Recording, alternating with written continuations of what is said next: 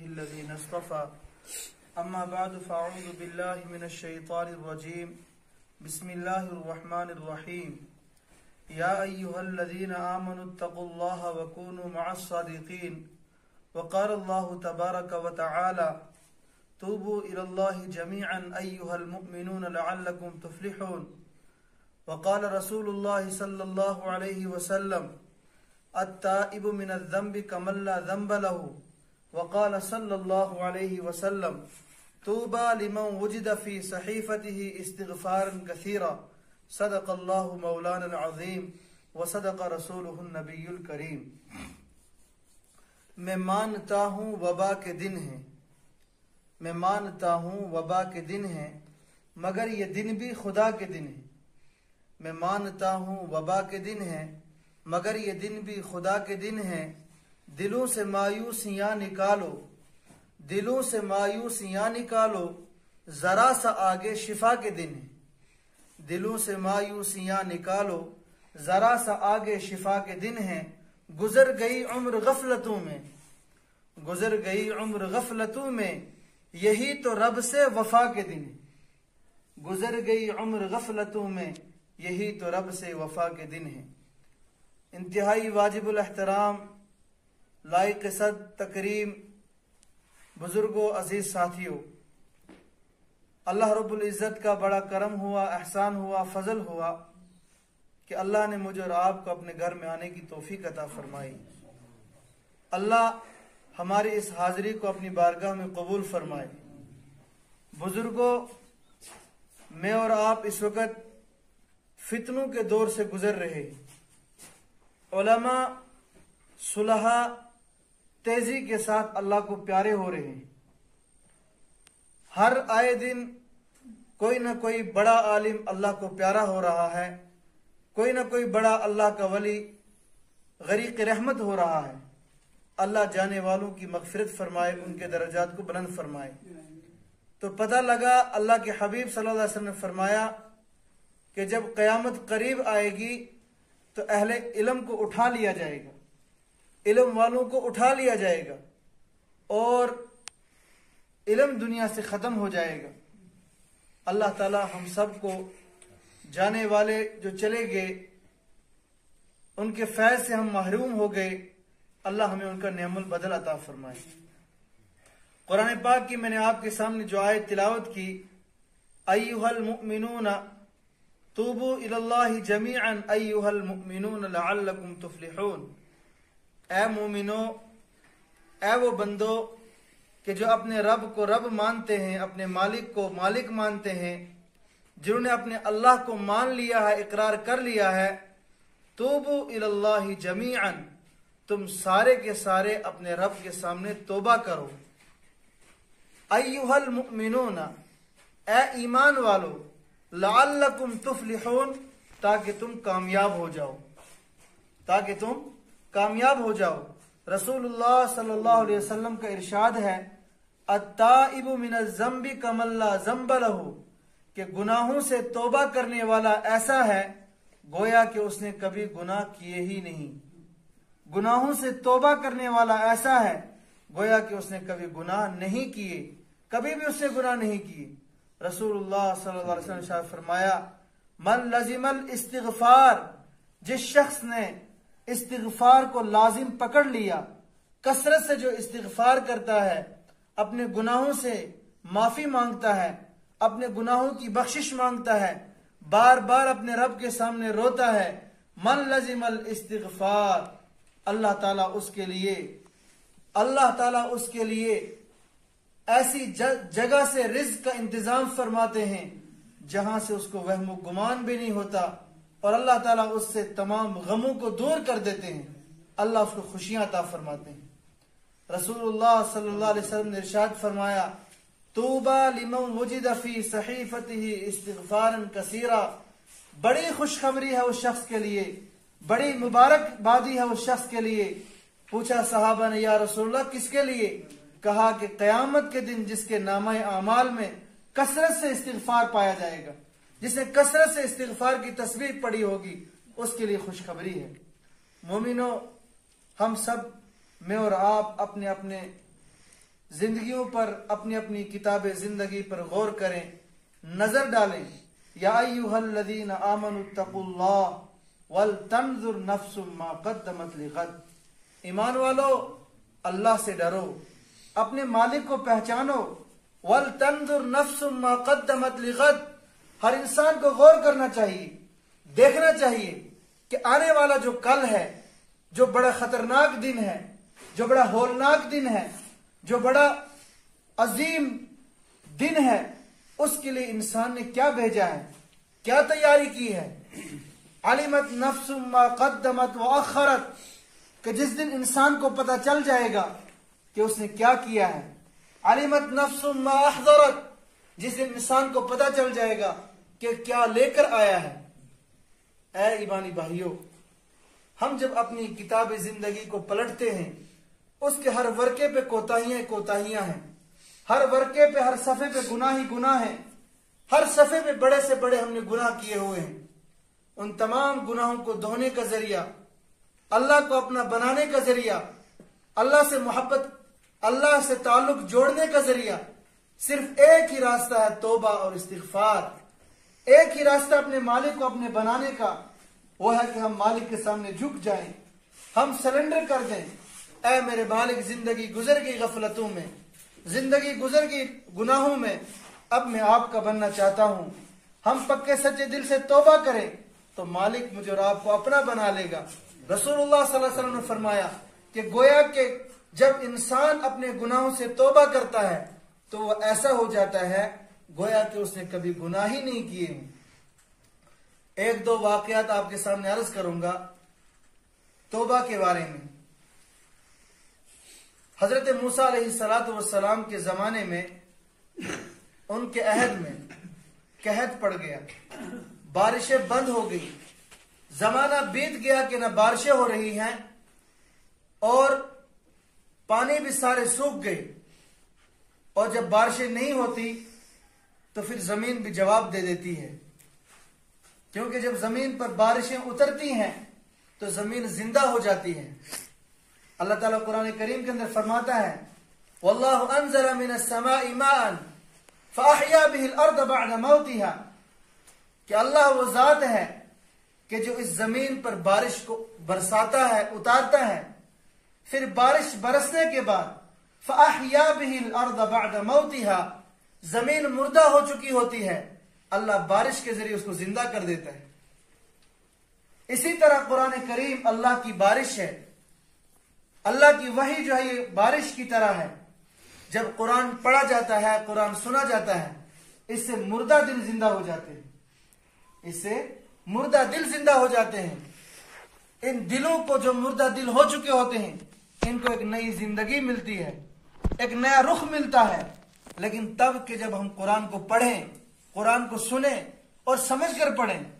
قرآن تو زندگی بدلنے کی ایک کتاب تھی، قرآن سمجھنے کی کتاب تھی، میں نے اور آپ نے اس کو مردوں کے لیے بنا دیا۔ قرآن تو زندگی بدلنے کی ایک کتاب تھی، قرآن سمجھنے کی کتاب تھی، میں نے اور آپ نے اس کو مردوں کے لیے بنا دیا۔ قرآن سمجھنے کی کتاب تھی، میں نے اور آپ نے اس کو تعویذ کی کتاب بنا دیا۔ قرآن تو ہدایت کی کتاب تھی، میں نے اور آپ نے صرف اس کو محض اس لیے بنا دیا کہ بس کوئی مقصد اس سے ہم حل کریں۔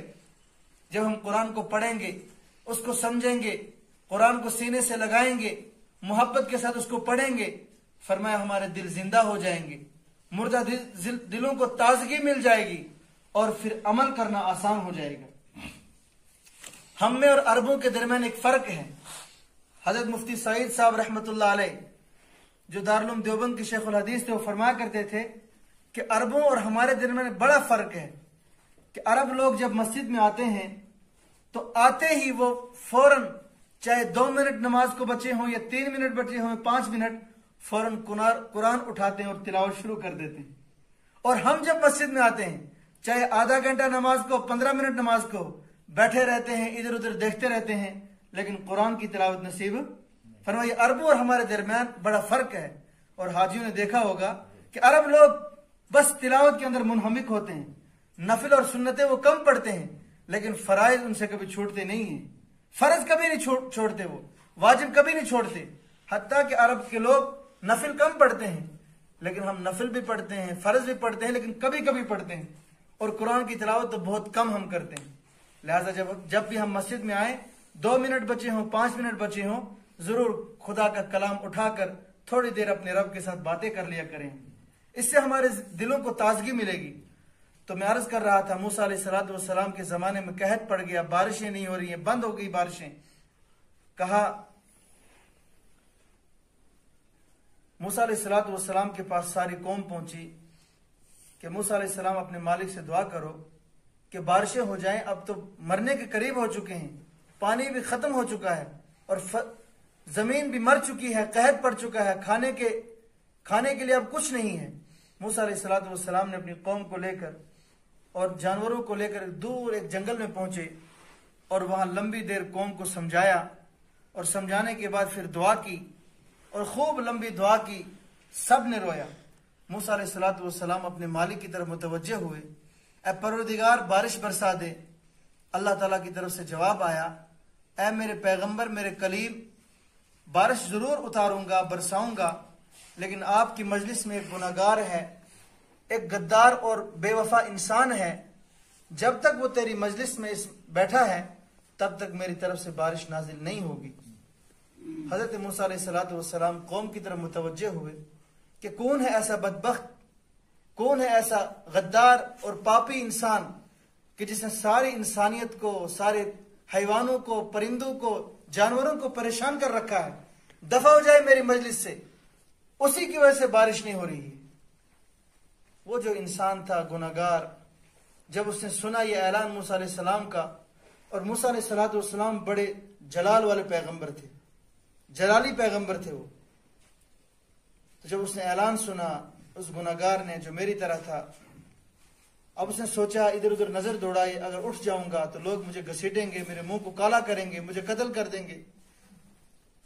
اب اس نے دیکھا کہ کوئی راستہ نہیں ہے، فوراً وہ دل کے اندر اپنے مالک کی طرف متوجہ ہوا، پروردگار میں جانتا ہوں وہ گناہگار میں ہوں، اور یقیناً میں نے ساری زندگی غفلتوں میں گزار دی ہے، اللہ اگر یہاں اٹھ گیا اس وقت مجھے یہ لوگ رسوا کریں گے، اے میرے پیارے اللہ اب میں تیرا بننا چاہتا ہوں، تجھ سے صلح کرتا ہوں، میں پکے دل سے توبہ کرتا ہوں، سچے دل سے توبہ کرتا ہوں، مالک آج کے بعد کوئی گناہ نہیں کروں گا۔ فوراً تیز موسلا دھار بارش برسنے لگی۔ حضرت موسیٰ علیہ السلام اپنے مالک کی طرف متوجہ ہوئے، اے پیارے اللہ میرے اس مجلس سے اٹھا کوئی نہیں، بارش اتنی تیز آ گئی۔ کہا میرے پیغمبر موسیٰ جس کی وجہ سے میں نے بارش کو روکا تھا اسی کی وجہ سے میں نے بارش کو برسا دیا۔ تو مومنو، ایک ہی راستہ ہے توبہ کا راستہ۔ ایک انسان نے 99 آدمیوں کا قتل کیا، پھر ایک مولوی صاحب کے پاس پہنچا، کیا اللہ مجھے بخش سکتا ہے؟ کہا تجھے اللہ کبھی نہیں بخشے گا، تو قاتل ہے، تو چور ہے، زانی ہے، اور تو نے اتنے انسانوں کا قتل کیا۔ اس نے اس کو بھی قتل کرے، چل میں نے 100 پورے کر دیے۔ اب وہاں سے آگے کسی انسان سے پوچھا کہ میں توبہ کرنا چاہتا ہوں، مجھے کون راستہ دکھائے گا؟ کسی نے کہا فلانی بستی کے اندر جاؤ، وہاں ایک عالم بیٹھا ہوا ہے، وہ آپ کو ادھر کا راستہ بتائے گا۔ چنانچہ یہ انسان 100 قتل کرنے کے بعد اس عالم کی طرف چل پڑا، لیکن اسی درمیان اس کو موت آ گئی۔ دونوں فرشتے پہنچ گئے، جہنم کے فرشتے بھی پہنچ گئے اور جنت کے فرشتے بھی پہنچ گئے۔ جہنم کے فرشتے کہہ رہے ہیں یہ ہمارا آدمی ہے، اس نے 100 قتل کیے ہیں، ہم اس کو لینے کے لیے آئے ہیں، اور جنت کے فرشتے یہ کہہ رہے ہیں کہ یہ تو توبہ کرنے کے لیے نکلا تھا۔ اب دونوں کے درمیان جھگڑا ہو گیا۔ اب اللہ کی طرف سے فیصلہ آیا کہ جس طرف یہ جا رہا ہے، جہاں اس نے قتل کیا ہے، اور جس طرف جس عالم کے پاس یہ توبہ کرنے کے لیے جا رہا ہے، دونوں جگہوں کو ناپو۔ اگر قتل کی جگہ کے قریب ہے تو یہ جہنم کے فرشتے اس کو لے جائیں، اور اگر اس عالم جہاں توبہ کرنے کے لیے جا رہا ہے اگر اس جگہ سے قریب ہے تو پھر اس کو جنت کے فرشتے لے جائیں۔ چنانچہ قربان جائے اپنے مالک پر۔ بظاہر تو جس جگہ وہ جا رہا تھا بڑی دور تھی، لیکن اللہ نے اپنی زمین کو لپیٹ دیا، اللہ نے زمین کو تنگ کر دیا، اور جس طرف اس کو جانا تھا اس طرف زمین کو محدود کر دیا، اور جدھر سے یہ قتل کر کے نکلا تھا اس زمین کو اللہ نے پھیلا دیا، اور اس کی جنت کا فیصلہ ہو گیا، کیونکہ ابھی سے توبہ نہیں کی ہے، توبہ کے ارادے سے ابھی نکلا ہے۔ اللہ تعالیٰ مجھے بھی اور آپ کو بھی توبہ کرنے کی توفیق عطا فرمائے۔ اسی طرح حضرت امام احمد بن حنبل رحمۃ اللہ علیہ ایک بہت بڑے بزرگ ہیں، بہت بڑے بزرگ کیا بلکہ امام ہیں، 4 امام ہیں اور چاروں بڑے امام ہیں۔ امام اعظم ابو حنیفہ رحمۃ اللہ علیہ، امام مالک رحمۃ اللہ علیہ، امام شافعی جن کا نام ادریس ہے، اور امام احمد بن حنبل رحمۃ اللہ علیہ، چاروں بڑے امام ہیں اور چاروں کو ماننے والے اہل سنت والجماعت کہلاتے ہیں۔ دنیا میں چاروں کی اتباع کرنے والے بہت سارے انسان ہیں، لیکن امام اعظم ابو حنیفہ رحمۃ اللہ علیہ کو ماننے والے زیادہ لوگ ہیں۔ کیوں؟ امام اعظم ابو حنیفہ رحمۃ اللہ علیہ کے بارے میں حضرت نبی پاک صلی اللہ علیہ وسلم کا ایک ارشاد ہے کہ اگر علم ثریا ستارے پر ہوگا، میری امت میں ایک ایسا انسان آئے گا کہ وہاں سے بھی اس علم کو حاصل کرے گا۔ تمام محدثین لکھتے ہیں کہ اس سے مراد امام اعظم ابو حنیفہ رحمۃ اللہ علیہ ہے۔ خیر، 4 امام چاروں برحق ہیں۔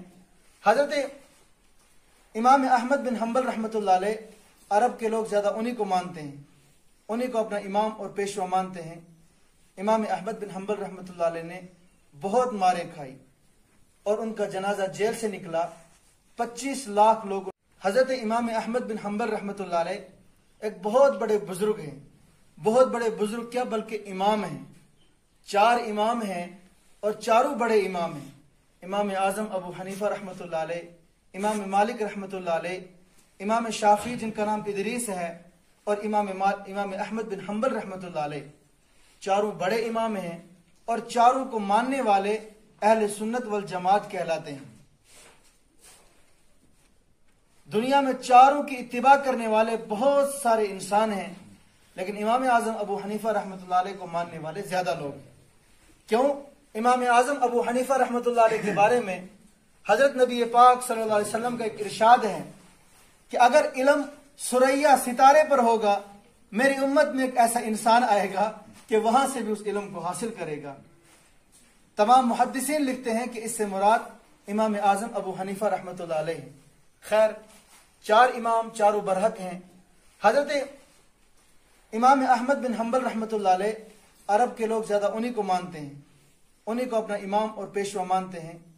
امام احمد بن حنبل رحمۃ اللہ علیہ نے بہت مارے کھائی اور ان کا جنازہ جیل سے نکلا، 25 لاکھ لوگوں نے ان کا جنازہ پڑھا۔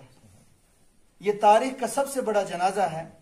وہ اس وقت کے جب ہوائی جہاز بھی نہیں تھے اور نہ سواریاں تھی، نہ کاریں تھی، نہ موٹر وے تھے۔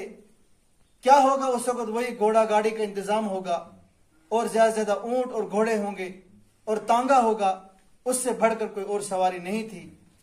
امام احمد بن حنبل رحمۃ اللہ علیہ کا جنازہ جیل سے نکلا۔ وقت کا بادشاہ کہتا تھا امام احمد کہ کہو تم امام احمد بن حنبل کہ قرآن اللہ کی مخلوق ہے، کہ جس طرح عام مخلوق اللہ کی فنا ہو جائے گی، قرآن بھی فنا ہو جائے گا۔ امام احمد بن حنبل رحمۃ اللہ نے فرمایا کہ قرآن اللہ کی مخلوق نہیں بلکہ اللہ کا کلام اور اس کی صفت ہے، اس پر کبھی فنا طاری، اس پر کوڑے کھاتے رہے حتیٰ کہ جنازہ بھی جیل سے نکلا۔ 20 لاکھ لوگوں نے جنازہ پڑھا اور 5 لاکھ لوگوں نے ان کو جنازے کو دیکھ کر ایمان نصیب ہوا اور محمد عربی صلی اللہ علیہ وسلم کا انہیں کلمہ پڑھا۔ حضرت امام احمد بن حنبل رحمۃ اللہ علیہ کے زمانے میں ایک نان بائی تھا جس کو ہم کاندرو بھی کہتے ہیں، جو روٹیاں بناتا ہے، جو گردے وغیرہ بناتا ہے، کاندرو کہتے ہیں۔ نان بائی کو ہو، کاندرو کو ہو۔ امام احمد بن حنبل رحمۃ اللہ علیہ نے ایک مرتبہ سفر کا ارادہ کیا۔ رات کا سفر تھا یا دن کا سفر تھا، اس میں اختلاف ہے۔ خیر، حضرت امام احمد بن حنبل رحمۃ اللہ علیہ اپنی بستی سے نکلے اور ان کو ایک جگہ رات پڑ گئی۔ بظاہر ادھر اور سردی کا موسم تھا، موسم بھی سردی کا تھا۔ حضرت امام احمد بن حنبل رحمۃ اللہ علیہ ایک مسجد میں پہنچے، عشاء کی نماز پڑھی، اور عشاء کی نماز پڑھنے زیادہ راہ ان کو ساتھ میں تھا اپنا سفر کا خرچہ، تو انہوں نے چاہا کہ میں رات کو کسی مسجد میں آرام کروں گا اور صبح سویرے جلدی یہاں سے نکل جاؤں گا۔ جب نماز سے فارغ ہوئے اور انہوں نے وہاں آرام کرنے کا ارادہ کیا تو مسجد والوں نے ان کو وہاں رہنے نہیں دیا۔ اوپر سے سردی کا موسم ہے، مسجد والوں نے کہا کہ ہمارا یہاں قانون ہے کہ رات کو ہم کسی کو یہاں رکنے نہیں دیتے. چنانچہ امام احمد بن حنبل رحمۃ اللہ علیہ باہر نکلے. سردی کا موسم تھا تو مسجد کے ساتھ ہی وہ نان بھائی تھا جو اپنی اس تندور میں روٹیاں بنا رہا تھا. امام احمد بن حنبل رحمۃ اللہ علیہ تھوڑی دیر کے لیے وہاں گئے اور وہ امام احمد بن حنبل بھی آگ سیکنے لگ گئے کیونکہ سخت سردی لگی ہوئی تھی. اتنی دیر میں گرم گرم باتیں ہوئی. مسجد والے کہنے لگے آپ یہاں نہیں رک سکتے. تو اس نے سنا بھائی مسافر ہے, کوئی اجنبی ہے, تم یہ نہیں رکنے دو کہ تو اپنے گھر لے جاؤں گا. تو امام صاحب سے کہا آپ تھوڑی دیر یہاں آگ سیکو, سردی لگی ہوئی آپ کو, بس یہ میں روٹیاں لگاتا ہوں پھر گھر چلیں گے, ہمارے گھر مہمان آ جاؤ. لیکن اس کو یہ معلوم نہیں کہ امام احمد بن حنبل رحمۃ اللہ علیہ. چنانچہ روٹیاں بنائی, اب گھر کا سفر شروع ہو گیا. امام صاحب کے ساتھ اپنے گھر پہنچا کاندرو. تو امام صاحب کو پانی وغیرہ پلایا اور ایک بیڈ پر بٹھایا, چارپائی پر بٹھایا, اور اس نے اب گھر میں کھانا بنانا شروع کیا, روٹیاں بنانا شروع کی. اس نے جب ہاتھ دھوئے تو استغفار پڑھ رہا ہے استغفر اللہ. پھر جب اس نے آٹا چھانا تو پڑھ رہا استغفر اللہ استغفر اللہ. پھر آٹے کو جب گوندا تو تب بھی پڑھ رہا استغفر اللہ استغفر اللہ. پھر جب پیڑے بنائے تو استغفر اللہ. جب روٹی تندور میں لگائی تو استغفر اللہ. امام صاحب دیکھ رہے ہیں کہ یہ انسان برابر کثرت سے استغفار پڑھ رہا ہے اور ہر بات پہ استغفار پڑھ رہا ہے. امام صاحب نے اس سے پوچھ لیا کہ اے میرے بھائی, میرے میزبان, میں آج آپ کا مہمان بنا ہوں اور میں دیکھ رہا ہوں کثرت سے آپ استغفار پڑھ رہے ہیں, اس استغفار نے آپ کو کچھ فائدہ بھی دیا کہ نہیں دیا؟ کہا کیا بتاؤں میرے مہمان. اس کو معلوم نہیں کہ امام احمد بن حنبل رحمۃ اللہ علیہ میرے پاس کچھ نہیں تھا, مانگ کر گزارا کرتا تھا, فقیر تھا. جب سے میں نے کثرت سے استغفار پڑھنا شروع کیا ہے میرے مالک نے مجھے اتنا دیا ہے کہ مجھ سے سنبھالا نہیں جاتا. میرے مالک نے مجھے اتنا رزق دیا ہے کہ مجھ سے وہ سنبھلتا. اور اللہ سے ایک تمنا کی ہے, بڑے دنوں سے دعا کر رہا ہوں, ایک آرزو ہے میرے دل میں کہ سنا ہے اس ہمارے علاقے میں اور ہمارے اس شہر میں ایک بہت بڑا امام رہتا ہے جس کو لوگ امام احمد بن حنبل کہتے ہیں. اللہ کا ولی بھی ہے, محدث بھی ہے, فقی بھی ہے, امام بھی ہے. اس کا دیدار کرنا چاہتا ہوں لیکن یہ دعا قبول نہیں ہو رہی ہے. یہ دعا قبول, حالانکہ امام صاحب کہاں ہیں؟ سامنے ہے. امام صاحب سامنے ہیں. حضرت امام احمد بن حنبل رحمۃ اللہ فرماتے ہیں وَقَدْ جُرِرْتُ إِلَيْكَ جَرًّا, اے نان بھائی, اے میرے میزبان, مجھے ایسا لگتا ہے کہ میرے مالک نے مجھے تیرے دیدار کے لیے اپنے گھر سے کھینچ کر تیرے گھر لائے. تو کہنے کا مقصد ایمانی بھائیو یہ ہے کہ ہم کثرت سے استغفار پڑھیں, درود شریف کثرت سے پڑھیں, کیونکہ ہم فتنوں کے زمانے سے, فتنوں کے حالات سے گزر رہے ہیں. حالات انتہائی نازک ہیں. ان حالات میں نے اور آپ نے توبہ کرنی ہے, اپنے گھر والوں کو بھی ہم نے توبہ کروانی ہے. پہلی ذمہ داری ہم پر یہ بنتی ہے, میں مانتا ہوں وبا کے دن ہیں مگر یہ دن بھی خدا کے دن ہیں. میں مانتا ہوں وبا کے دن ہیں مگر یہ دن بھی خدا کے دن ہیں. دلوں سے مایوسیاں نکالو, ذرا سا آگے شفا کے دن ہیں. دلوں سے مایوسیاں نکالو, ذرا سا آگے شفا کے دن ہیں.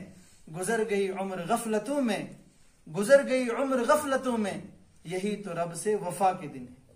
یہی تو رب سے وفا کے دن ہے. اللہ تعالیٰ مجھے بھی اور آپ کو بھی عمل کرنے کی توفیق عطا فرمائے, اور اللہ تعالیٰ ہم سب کو دونوں جہان کی کامیابی عطا فرمائے. اور ہمارے جو بزرگ گزر گئے علماء, صلحاء, اولیاء, اللہ ان سب کی قبروں کو نور سے منور فرمائے. اللہ ہمارے تمام جو اموات ہیں اللہ ان سب کی مغفرت فرمائے. وآخر دعوانا الحمدللہ رب العالمین.